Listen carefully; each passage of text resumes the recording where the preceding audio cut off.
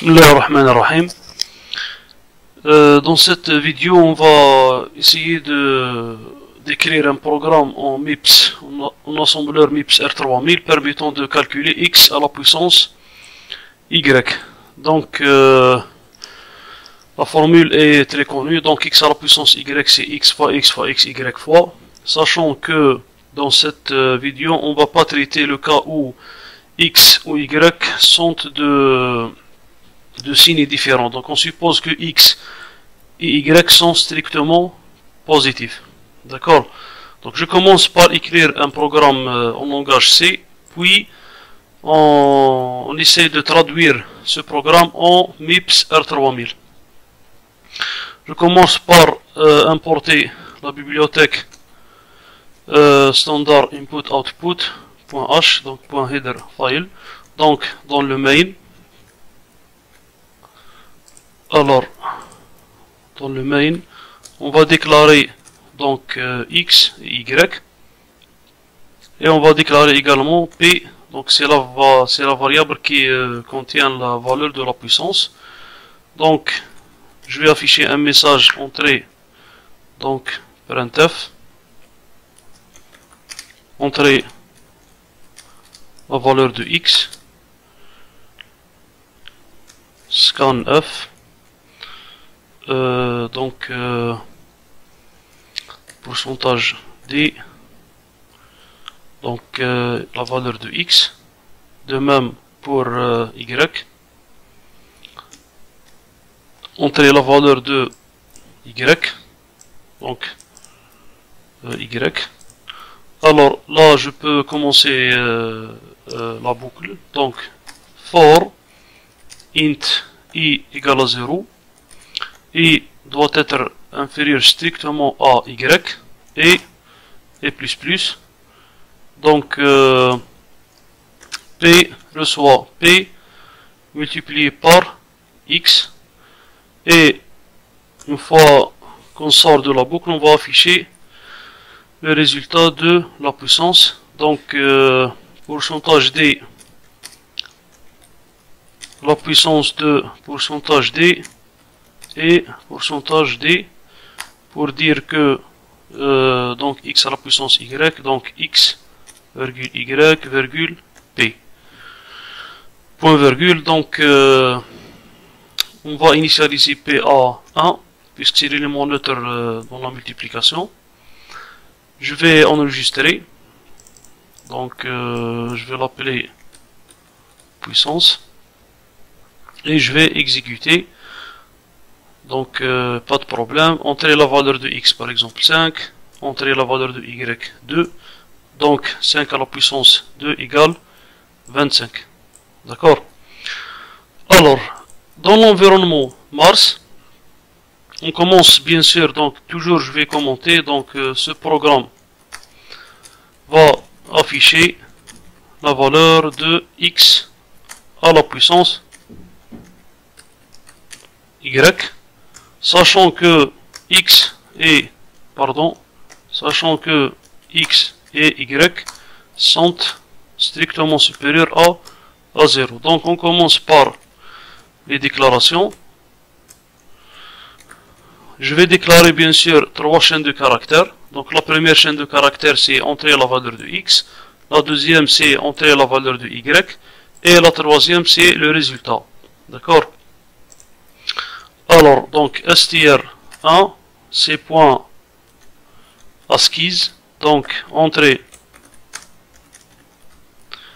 la valeur de x, de même pour y, entrer la valeur de y, donc ça c'est la deuxième chaîne de caractères, et on va déclarer une chaîne de caractères qu'on va l'appeler output, donc 2 points ASCII, c'est la puissance, donc la puissance est. D'accord? Nous avons besoin de déclarer donc les 3 variables qui sont x, y et p. D'accord? Et également la variable i. puisque par la suite on va tester I par rapport à Y. Je pense également nous n'avons pas besoin de déclarer X et Y. D'accord?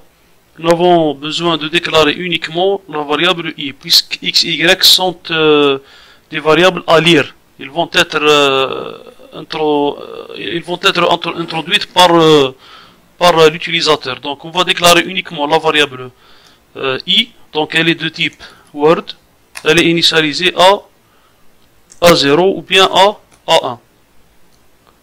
On va voir par la suite. On commence par afficher le premier message, donc c'est load immédiat dans le registre V0, je vais mettre la valeur numéro 4.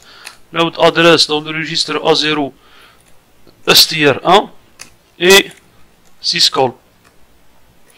Alors pour lire un entier, donc c'est le service numéro readInt, c'est le service numéro 5. La variable lu elle est enregistrée dans le registre V0. Donc load immédiat dans le registre V0, on va mettre la valeur 5 et syscall. Là il faut mettre un move pour enregistrer dans T0, le registre temporaire, la valeur de V0. Donc là on va commenter T0 égale quoi? Égale X. D'accord? De même pour Y. Donc pour ne pas trop écrire. Alors là on va afficher la deuxième chaîne de caractères. On va lire un entier et puis on va l'enregistrer dans le registre temporaire T1. Donc T1 égale la valeur de Y. Donc on a déjà lu les deux variables. On a enregistré donc X dans T0 et Y dans T1. D'accord? Là on va commencer la boucle. Premièrement, I elle est déjà déclarée et initialisée. Donc à ce niveau-là, comme déjà nous avons dit que les conditions dans MIPS, il faut penser toujours à inverser la condition. Donc la condition c'est I inférieur, donc l'inverse de bien l'opposé de inférieur c'est supérieur strictement ou égal.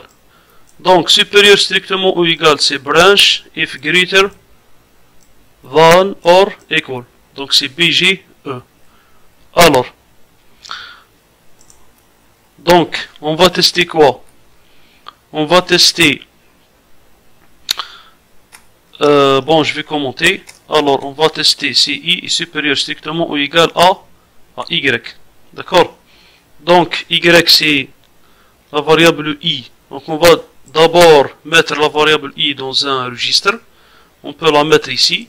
Donc, move, c'est pas move, c'est load word. Pourquoi load word? Puisque I elle est déclarée de type word. Donc load word dans par exemple le registre T2, on n'a pas déjà utilisé le registre T2, la valeur de I. D'accord?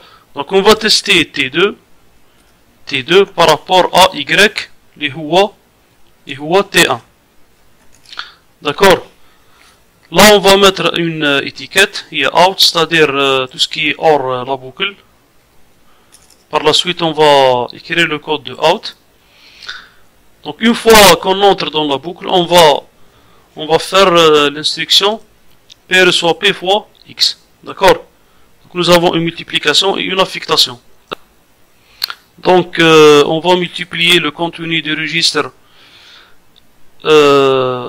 D'abord on va commenter. Donc si P reçoit P multiplié par X, P c'est quoi? Nous n'avons pas déclaré P. Donc on doit déclarer la variable P et on va l'initialiser à 1. Donc on va déclarer la variable P, c'est de type Word. On va l'initialiser à 1 puisque c'est l'élément neutre dans la multiplication. Ensuite on va mettre à ce niveau-là. Donc nous avons T1. Alors on va mettre load Word de quoi? De par exemple de T3. On va mettre P dans T3. D'accord? Alors, maintenant on va multiplier P reçoit P fois X. P c'est quoi? C'est le T3. Donc on va multiplier T3 par X. X les Hua T0. D'accord? Avec T0. Et on va mettre le résultat de cette multiplication dans le registre T3. D'accord? Ensuite, on va faire une incrémentation, c'est add i. Add i de quoi? De T2. Donc, T2 et 1. Donc ça, c'est l'équivalent de i plus.